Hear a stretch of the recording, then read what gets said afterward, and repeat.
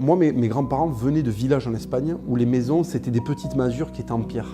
Avec de l'espèce de torchis, je te jure, hein, c'était ça. Le paysan espagnol au début du XXe siècle, il vit dans des trucs comme ça. Hein. Et je me rappelle, mon grand-père, quand on rentrait dans les bâtiments administratifs ou quand on rentrait chez les gens, quand il y avait un mur plat, il passait la main parce que pour lui, c'était fabuleux d'avoir accès à un endroit où les murs, où les pièces sont carrées. Ils avaient vécu dans des maisons où tu n'avais pas d'électricité, pas d'eau courante. Tu avais des plafonds qui étaient à 1,50 m du sol pour garder la chaleur. Tu étais accroupi chez toi. Tu vivais comme au Moyen-Âge, tu vois ce que je veux dire? Tu arrivais en banlieue, en France, tu avais un HLM, il y avait des chambres pour toi tout seul. Et tu sais que ça, on oublie, mais avant, ça n'existait pas. Avant, toute la famille était près du foyer pour se chauffer, on ne faisait pas 25 feux. Donc, tu n'avais pas 25 pièces. Donc, si tu veux, cette immigration-là, quand elle arrivait dans les HLM, c'était miraculeux pour eux. Et il y a eu une vraie vie de banlieue qui était apaisée, avec du multiculturalisme. Dans mon immeuble, il y avait des Maghrébins de première génération, qui étaient des travailleurs forcenés. Tu avais des Arméniens, des pieds noirs de ça. C'était propre. Mes grands-parents n'ont jamais pissé dans l'ascenseur parce qu'ils n'étaient pas contents de vivre dans 70 mètres carrés. C'était impensable d'aller brûler la voiture de ton voisin qui est le même prolo que toi, qui va aller se décarcasser pour aller bosser. C'était impensable ça. Et tout d'un coup, nous partons de la banlieue quand j'ai, je sais plus, 6 ans par là, je crois. Au début des années 90, on part de la banlieue, on va dans cette petite ville parce que mes parents justement ont bénéficié de cet appel d'air économique où il y a des boulots qui sont créés. Il y a 10 ans qui se passent.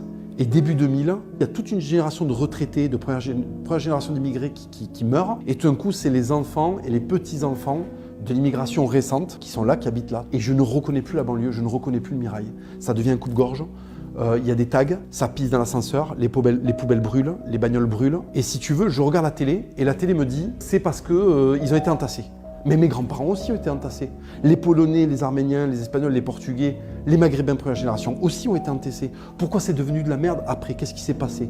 Est-ce qu'il n'y a pas une question là-dedans d'éducation, de culture, tu vois, qui peut être familiale d'ailleurs ou globale, tu vois, ça, on peut poser la question.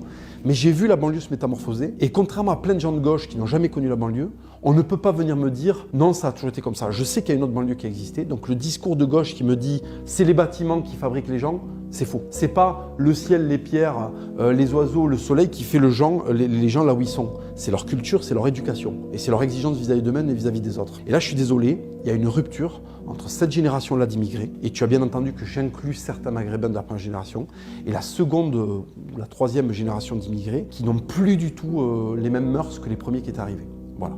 Et donc pour moi, ça, l'explication de « ils ont eu une jeunesse difficile, la banlieue c'est difficile », moi j'ai connu une banlieue heureuse, donc je ne l'accepte pas. Ça sert à rien.